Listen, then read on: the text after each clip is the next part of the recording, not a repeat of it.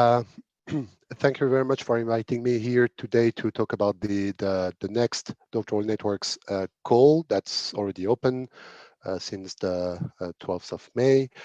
So I'm Julien Giordani. I'm actually now the few updates. I'm the call coordinator for Doctoral Networks. There is no call for SNLS any longer, and I left my panel coordinator for life science to somebody else. But beside that, everything's correct. There are a few things that you probably already know, but just to be on the safe side, because not all of you might have been involved in the first call, I will repeat them there. So bear with me if those are things that you already know. So first off, the MSCA work program.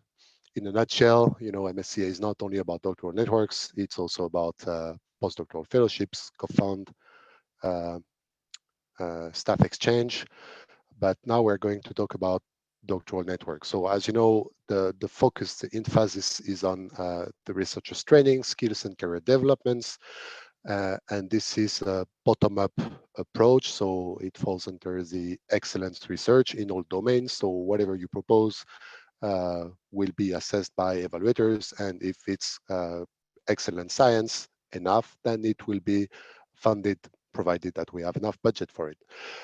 It promotes, of course, mobility. What would be Marie Skłodowska-Curie actions without mobility? So international mobility, but also cross-sectoral and interdisciplinary mobility, collaboration with industries and SMEs, working conditions for the fellows, and of course, we hope to have a structuring impact on organizations through excellent programs, through sustainable elements of doctoral programs, and so on and so forth. So, Marie Curie actions, that's where we are.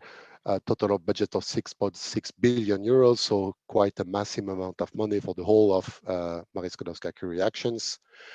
And here we are, doctoral networks. So in 2021, we had a budget of 402 million euros. For the next call, the current call, it's a bit higher, 428 million euros, with the deadline on the 15th of November 2022. Be aware that I was already mentioned by Margot that the deadline is at 5 p.m. Brussels time on the 15th of November. So we strongly encourage you to not wait for the last moment to submit, because also, servers can get clogged with too many requests at a given moment. So we advise you to start preparing in advance. You still have some time ahead of you. What do we expect from a doctoral networks program? So in a nutshell, and I guess you already know that very well, a doctoral networks program, much like an ITN in 2020, is basically a coherent project that basically will recruit a number of doctoral candidates, so PhD fellows basically. They will all have an individual research project, but all this research project will form an integrant, a coherent whole within the whole network. And these fellows, not only do they have a research projects to carry on, but they also will have training. So training by research, of course, but also other forms of training. So technical training, scientific training, but also transversal training. And the whole point of this is to make them more, increase their employability, of course, in the academic sector, but not only in the academic sector. And that's where we want to see a change from the, let's say, more traditional doctoral training that has maybe sometimes less focused on this employability and intersectoral aspect and transversal training aspect. So there should be benefits both for the doctoral candidates. And just a note here, doctoral candidates is what we used to call the early stage researchers. So that's basically the fellow, and a benefit for the participating organizations. So to train creative, entrepreneurial, innovative, and resilient doctoral candidates, expose the researchers to the academic and the non-academic sector, offer training in research-related but also in terms of skills and transferable skills through secondments. And they should all have a career development plan, be properly supervised. The point also is to enhance the cooperation and knowledge transfers between the sectors and the disciplines. So that's good for the fellow, but that's also good for the participating organizations. Maybe some new cooperation will open up from these projects. And of course, regular feedback of research results into teaching and education. That's for the main expected outcome of the doctoral networks. The overarching goal, of course, is to strengthen Europe's human capital base in R&I by training highly skilled doctoral candidates, improve the attractiveness of the researcher's career in Europe, notably through better working and employment conditions of doctoral candidates in Europe. Depending on the country, the working conditions of the doctoral candidates will be much better in a doctoral network than in a, let's say, typical ministry-based fellowship. Enhance talents and knowledge circulation across the landscapes. That's why there is mobility, intersectoral, international, and interdisciplinary mobility. All of that for, of course, a better future for Europe, sustainable competitiveness, collaboration between academic and non-academic, and fostering the culture of open science, innovation, and entrepreneurship.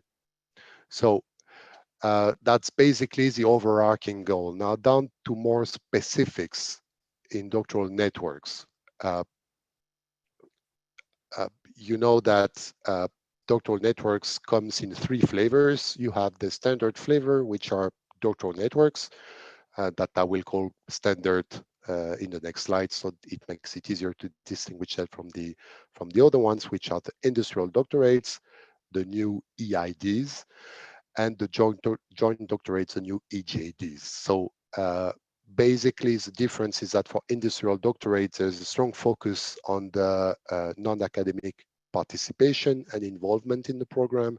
And for joint doctorates, the idea is that all the fellows will have at the end of their fellowship a joint double or multiple degree. So that means a degree that is recognized by multiple entities in different countries. So here you are, the 3 modes.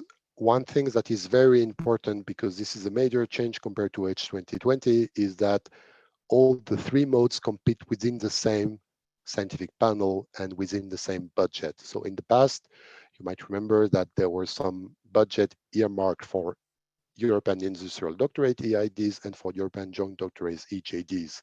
So those were interdisciplinary panels that had a specific budget allocated to them.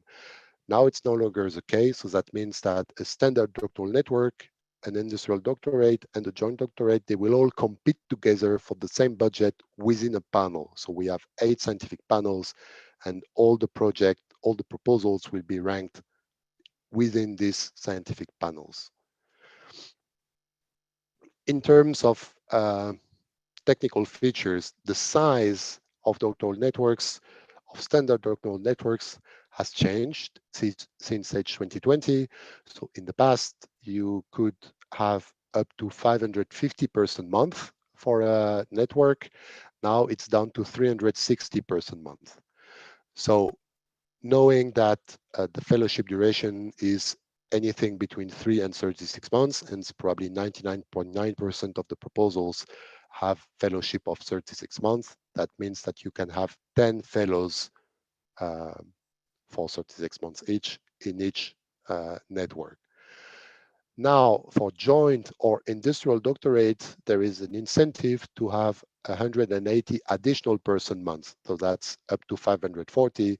That means 15 fellows for 36 months each. So if you go for a joint or an industrial doctorate, you can propose to recruit up to 15 fellows for 36 months each.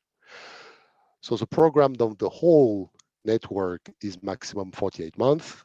Each fellow will have a contract between 3 and 36 months. They are encouraged to go on secondment. The secondments can be worldwide. It's not restricted to the member states or associated countries. And this is up to 1/3 of the fellowship duration. So let's say that the fellow is recruited at beneficiary X. They can, for 36 months, they can go up to 12 months on secondment elsewhere in the consortium. Now, for industrial doctorates, a big change compared to the first goal of the doctoral networks is that there's no ceiling for secondment's duration. So that means that since in industrial doctorates, all fellows need to spend at least 50% of their time in the non-academic sector,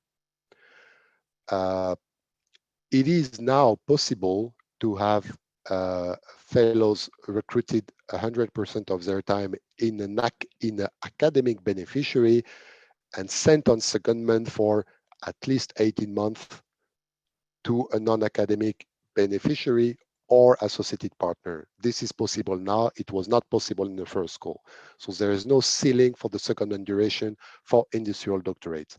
And this is the same for joint doctorates. There is no ceiling for secondment duration in joint doctorates. So you're not bound by this limitation of 1/3. However, of course, for standard doctoral networks, this ceiling of 1/3 still applies, okay?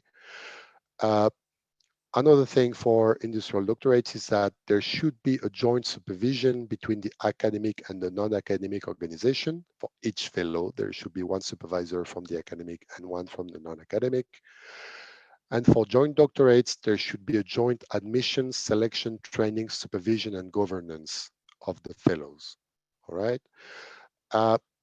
Because you're supposed to set up double, multiple, or joint degrees within the lifetime of joint doctorates, there is a template for a pre-agreement letter to deliver those degrees, and this is within the proposal template, okay, in part B2. So it is important, I mean, it is essential that this letter of pre-agreements are signed and are submitted as part of the proposal if you're submitting a joint doctorate proposal.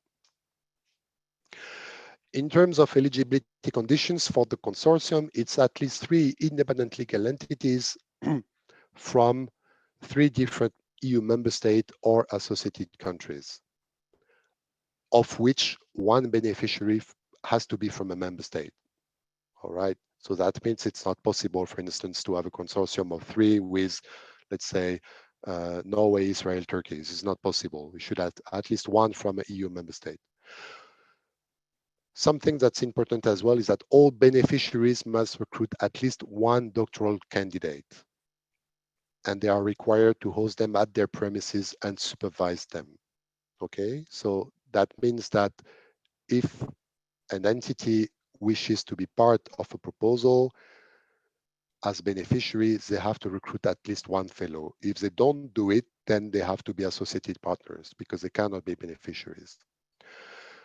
There's a rule of 40% that is the same as before. So this is to ensure geographical diversity in the networks. So there should not be more than 40% of the EU contribution allocated to beneficiaries from the same country. Okay, so if you have a consortium of 5 entities, you might not be able to have 3 Belgians inside, for instance. And there are specific eligibility conditions for industrial and joint doctorates, but more on that later. One important thing, new eligibility condition for this current call is the resubmission restriction. So any proposal that had a score below 80% in the previous call cannot be resubmitted in the current call. All right, so this is a new feature, and this is important for you to know.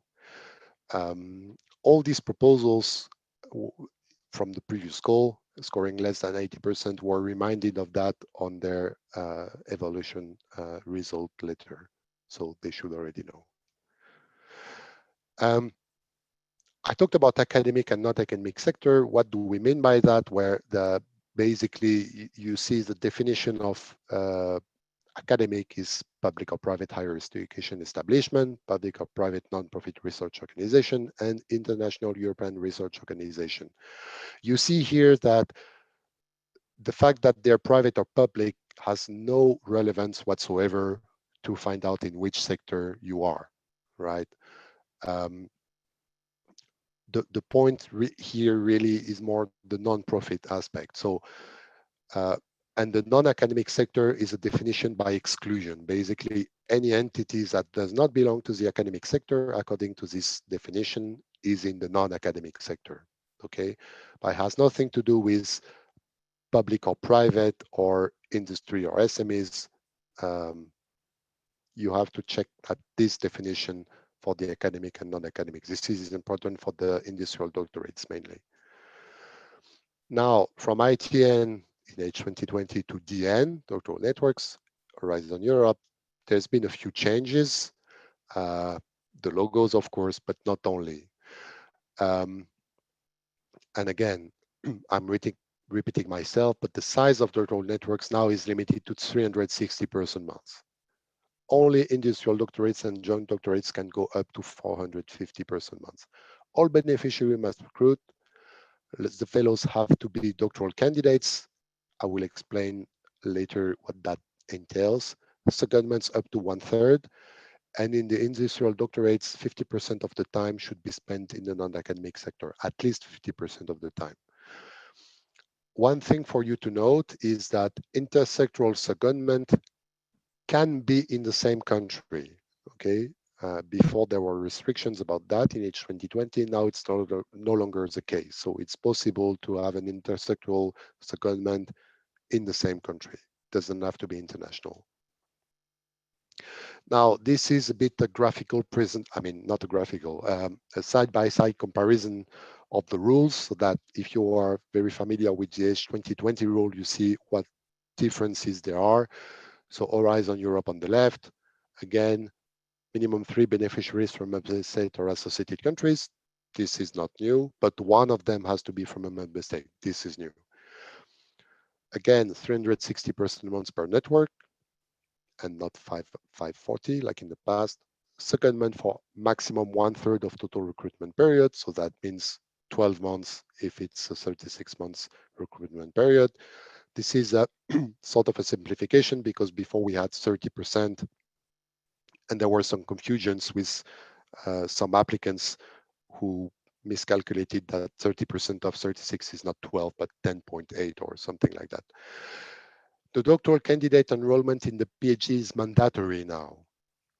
In H 2020, it was optional, even though, to be honest, probably 90% of fellows were enrolled anyway, but now it's mandatory. Now for the industrial doctorates, I will not repeat the condition for the consortium because those are the same. But the difference now is that the intersectoral secondments can be in the same country, does not have to be international. There is no ceiling for the secondment's duration. So fellows could either have multiple recruitments, so have, for instance, be recruited 16 months at the academic and then have a different contract for 20 months in the non-academic, for instance. But they can also do that through secondment, okay? And the maximum is 400 person months per network. This hasn't changed. Now, you might remember that in the past, for H 2020, it was possible to have industrial doctorates, small industrial doctorates with only 2 beneficiaries. This is no longer the case. It's at least 3 beneficiaries. All right, and for the joint doctorates, always a bit the more, there's always a bit more rules for the joint doctorates. So for the consortium, it's still the same. And in H 2020, you had this rule of 2/3, 1/3 for the multiple degrees. Now, all recruited researchers must be enrolled in a joint, double, or multiple degree awarded by at least 2 participating organizations from a member state or an associated countries. So all of them must be enrolled in a multiple degree awarded by at least 2 organizations from member state or associated countries. And this applies to all the fellows. There is a letter of pre-agreement in the template, much like the letter of institutional commitment. The template hasn't changed that much. It's basically the same wording. There's no ceilings for secondment duration. This is a change compared to the first call, and there's a maximum of 540 person months per network. Now, eligibility rule. Who can apply? Any legal entity from anywhere in the world. There's never been any constraints for eligibility of candidates of entities to apply, but not all of them are eligible for funding. Belgian entities are all eligible for funding, but some countries can participate but do not get funding. Those are basically the non-associated third countries, high-income third countries that have to that can participate but from their own funds. Okay, so that would be the case, for instance, for Switzerland, which is not associated any longer to Horizon Europe. So they can participate, but they cannot get funding. If a US entity wants to participate, they can do it, but they have to pay themselves. So we have consortia of universities, research institutions, research infrastructures, businesses, other socioeconomic actors, NGOs, you name it. And then there are beneficiaries, but there is also associated partners. And then there is no minimum or maximum number for associated partners. You can have as little as you want or as many as you want. What is an associated partner?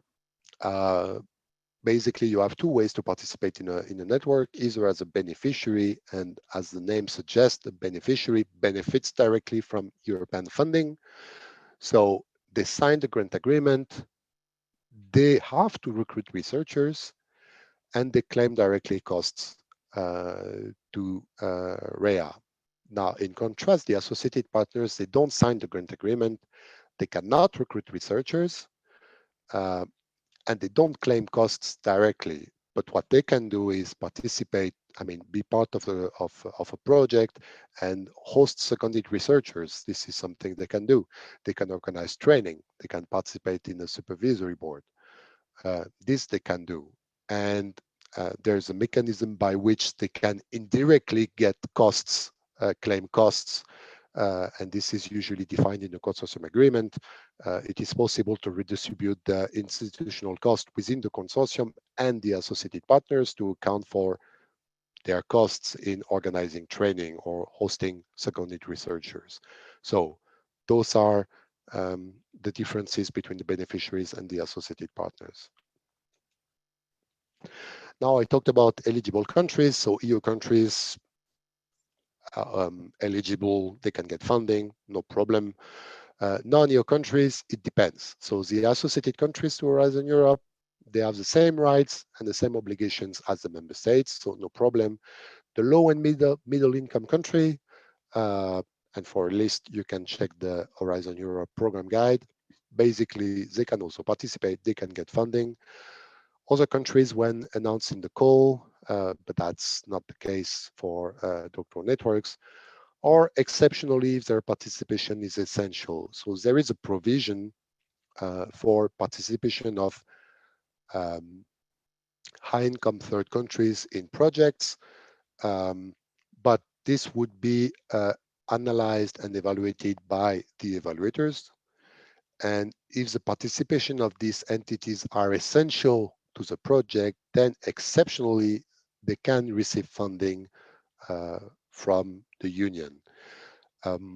What does it mean essential? It could mean, for instance, if they have access to a database that only they have access to, if they have access to a know-how that only they have access to, then participation is essential. It's important to understand what essential means because, of course, it's always, I mean, most of the time it's positive that they participate, but doesn't mean it's essential, all right? So there are some specific case of international organizations. So they are international European research organizations are eligible for funding. Other international organizations are not eligible. But they could get funding exceptionally if the participation is essential. Let's imagine that WHO wants to be part of a project. If they have access to a specific database that nobody else has access to, they could make a case and get funding. Um, so that's, in a nutshell, the eligible countries for doctoral networks. EU member states, you know them by now, there's 27 countries. Of course, all the overseas territories of these countries are also eligible to participate. This is the list of associated countries. Um, I should put United Kingdoms in bracket because they're in the process, but it's not there yet. Switzerland for sure is not an associated country. Again, in case of doubt, you can consult the Horizon Europe program guide, which specifies exactly the list of third countries that can receive funding or that cannot receive funding, or exceptionally. Um, Now, I talked about uh, doctoral candidates. And you might remember that we used to talk about early stage researchers in Horizon 2020. Uh, Now we only have the concept of doctoral candidates. So the only condition is that they should not already be in the position of a doctoral degree at the date of recruitment. There is no notion about the length of their research experience any longer. Um, they should just not have a PhD at the time of recruitment. Of course, these researchers, they have to be recruited following an open, merit-based, and transparent recruitment procedure. Uh, this um, uh, calls for applications. They should at least be published on your access. And open, merit-based, and transparent recruitment is essential, and this can be audited.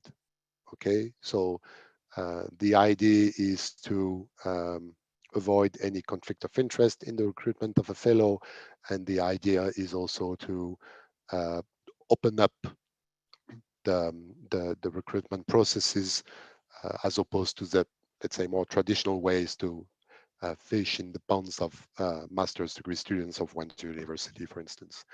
They have to be enrolled in a doctoral program for joint doctorates in at least a doctoral program from at least two member state or associated country.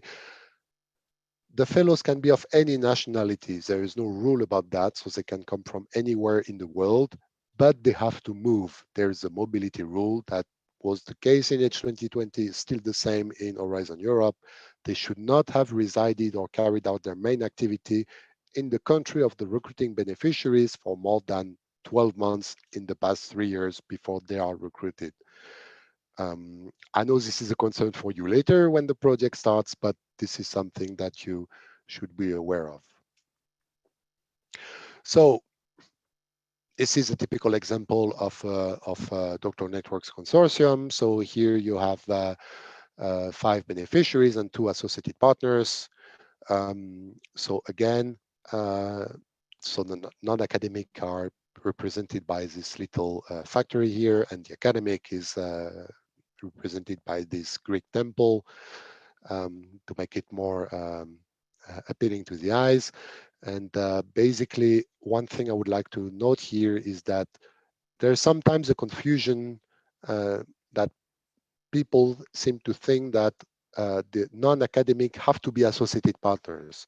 It's not true at all. So you can have non-academic entities be beneficiaries or associated partners. In the same vein, academic institution can be either an associated partner or a beneficiary. All right, it doesn't matter. But all the fellows have to be enrolled in a PhD. And you see that there's little people represented on the beneficiary side that shows that only the beneficiaries can recruit and not the associated partners. For industrial doctorates, as I said, the fellows should spend at least 50% of their time in the non-academic sector. So this could be either a non-academic beneficiary or a non-academic associated partner. And this can be done either through multiple recruitment, So meaning that they have one contract per sector, or it could be done through secondment because there is no ceiling any longer for secondments in industrial doctorates. They should all be enrolled in a PhD. That was the case before, is still the case now. Now for joint doctorates, um, again, it's traditionally a more academic-led sort of proposal. That doesn't mean that industries or non-academic beneficiaries, entities cannot take part in it. So here you have an example of a network of 5 beneficiaries, um, 4 academic and 1 non-academic, and you can have associated partners. The thing is that all fellows should be enrolled in a joint double multiple degree that's recognized by at least 2 member states or associated countries. Okay. What do we mean by joint double multiple? What does that mean? So basically for us, a joint degree, as the name would suggest, is a single diploma issued by at least 2 academic institutions located in 2 different countries and recognized officially. Okay, so a single degree recognized by several institutions. Whereas a double or multiple degree means that the fellow would get 2 or multiple or more national diplomas, but these diplomas have to be recognized officially by the other institutions. There are letter of pre-agreements, and that is in the template of the proposal. Now, in terms of funding mechanism, this has not changed. It's a rather simple approach finance-wise. So it's based on unit costs. So it means that one um, 1 month. So for any given beneficiary, if they have one fellow spending 1 month with them, then they can claim 1 unit. So 1 unit is 1 person month, okay, and 100% reimbursement rate. So from this unit, there's a part that goes for the researcher. That basically their salaries, their allowances, and so on. All of that has to go to the researcher. And then there is the institutional cost, and that accounts for the cost of doing the research, consumables, access to equipment, infrastructure, and also to organize the training and to manage the network. And this is the breakdown. So basically 3,400 euros of living allowance for the fellow. Please note that there is a country correction coefficient applied to this because the cost of living in Sweden is not the same as the cost of living in Romania, for instance. So this is corrected depending on the country. And then there is a mobility allowance. The family allowance is, if applicable. One big change in Horizon Europe is that uh, in the past, we only counted if the fellow was eligible to receive such family allowance when they started their contract. Now it is possible if a fellow gets married in the middle of their fellowship, they can start receiving the family allowance after they get married, so in the middle of their fellowship. All right. So that's the part that goes to the recruited researcher. There are some specific cases for long-term leave allowance and special needs allowance, but I guess that's not of great concern for you now. It might be of concern when the case arises on your running project. Now, this has to go to the fellow, and all of it has to go to the fellow. And then the right part is the institutional cost. So one part is research, training, and networking, 1,600, and one part is management and engineering contribution, 1,200. Now we see that as a pack of 2,800, actually, 2,800, right? And this can be redistributed within the consortium. This is an explanation on how the long-term leave allowance works. Sorry. I talk too much. Get dehydrated. So this again, I don't think I need to dwell too long on that because this will only be relevant when the case arises.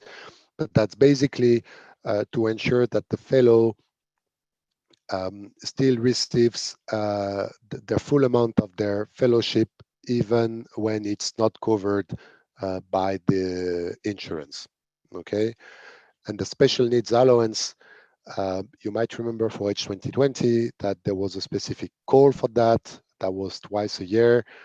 And the simplification is that now, instead of having a dedicated call for that, uh, you can request special needs allowance in the middle of a project through an amendment procedure. Okay, so this is a simplification. To make a long story short, special needs allowance is for researchers with special needs, disabilities, that make it so that they need extra funding in order to perform their work. So it could be that they need special screens if they have visual impairment. It could be that they need, if they have mobility issues, it could be that they request taxis, for instance, or special assistance when they go on secondment.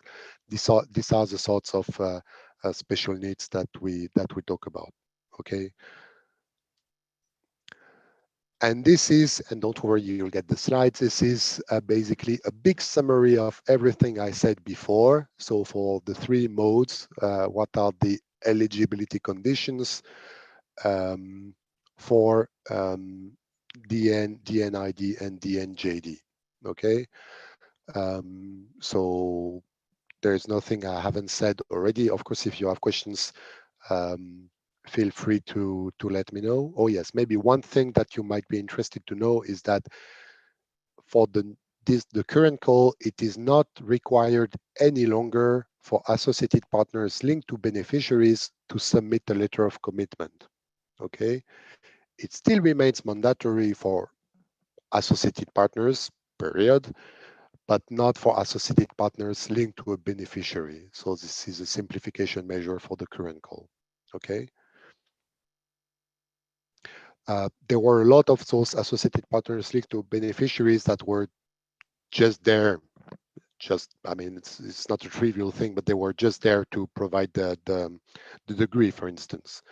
So they don't have to sign a letter of commitment any longer. Now, how are these projects evaluated? So, I mean, there's no hidden criteria here. Everything is written in the work program. You have the criteria, the sub-criteria, but basically, to make a long story short, once we receive the proposal, we check their admissibility and eligibility. So for instance, if we have a proposal with just two beneficiaries, they would be deemed ineligible and will not be evaluated. Then these proposals are allocated to evaluators. So there are 3 evaluators per proposal. So all proposals are evaluated by 3 experts independently. So that means that in the first instance, no evaluator know the name of the other evaluators evaluating a specific proposal. They don't know anything.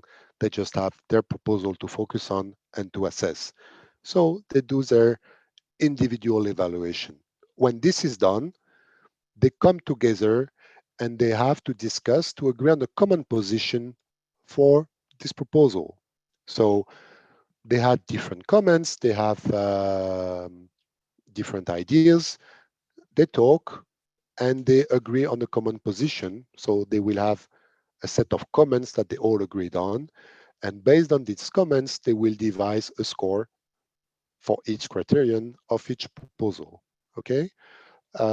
One thing you might be interested to know is that during the individual evaluation, there is no score. We disable the score because we want experts to focus on the comments, because from the comments, the scores are derived. So during the individual evaluation, there's no score, but at the end of the consensus group, they have to agree on the score. Then the next phase is the panel review.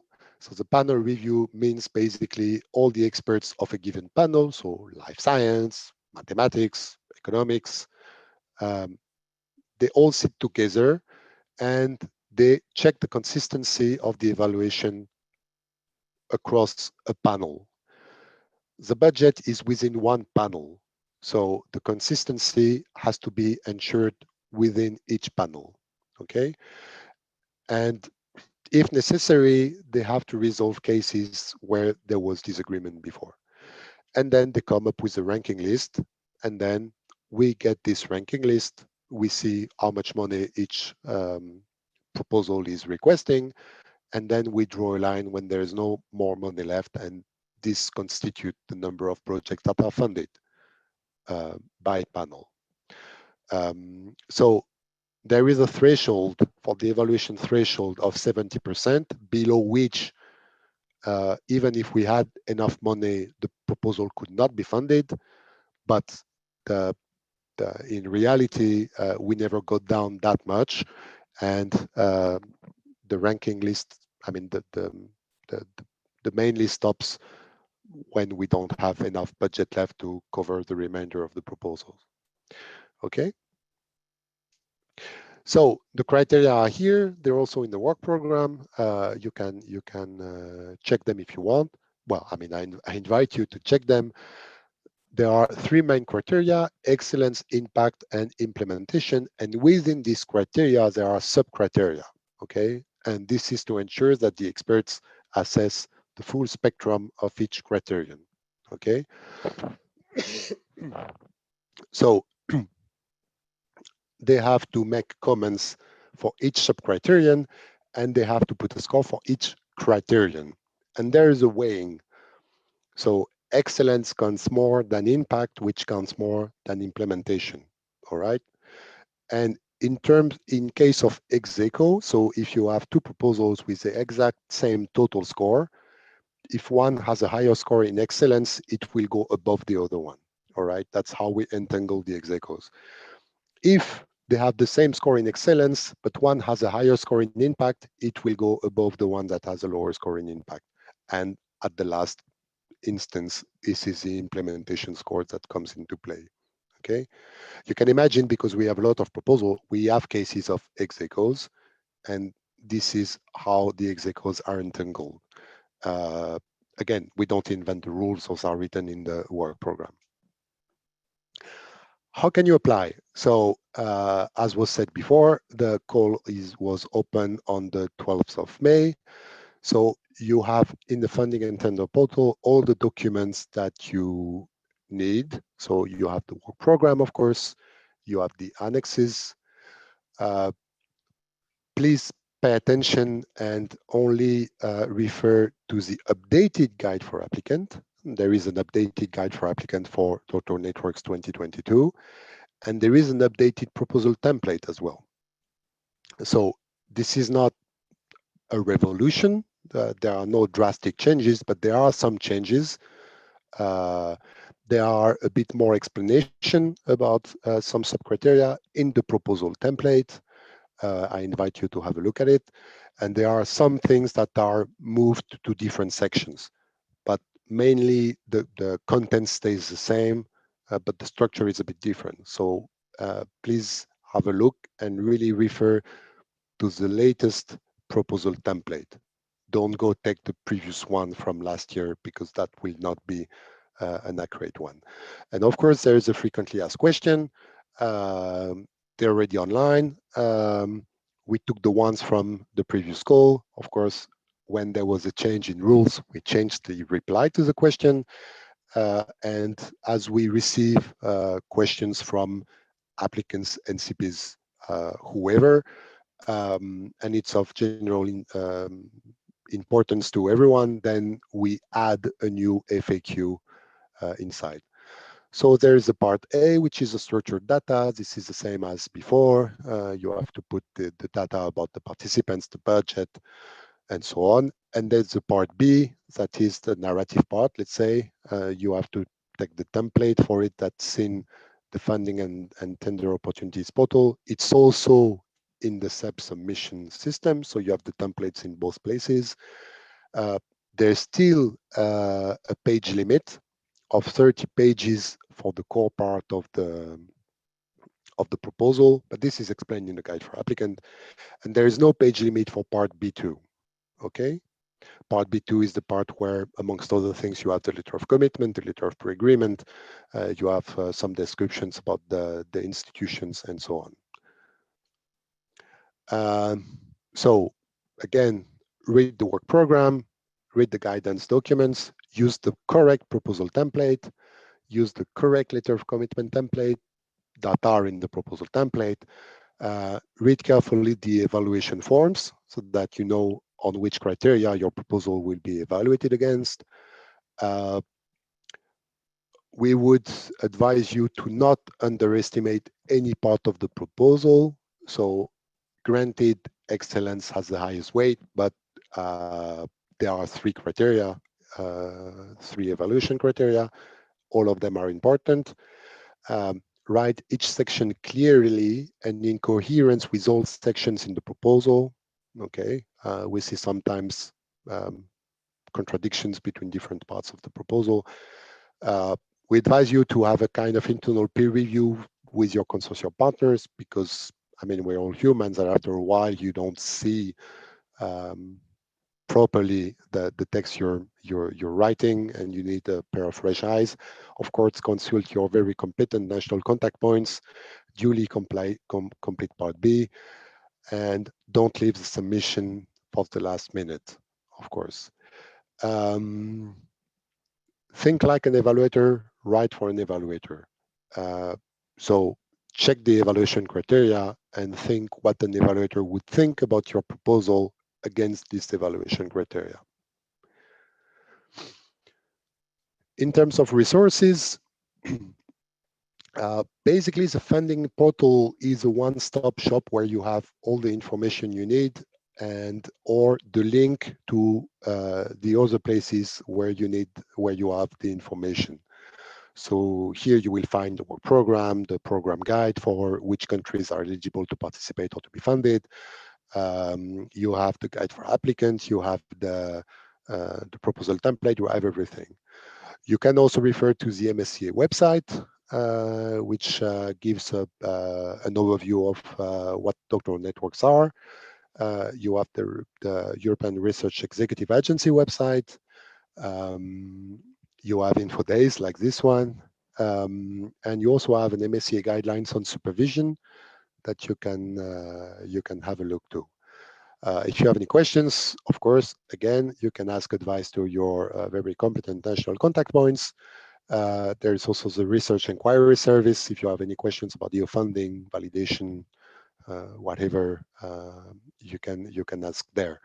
And if your question is of interest to many other people, we will put it in the FAQ section of the portal. Another thing, anyone can become an expert. You just have to register in the database. When I say anyone can work as an expert, doesn't mean that we will hire anyone as an expert, obviously. But info days are always an opportunity to reach out to the research community and tell you, well, why not try it? Try to register and work as an expert for doctoral networks evaluation or for other evaluations.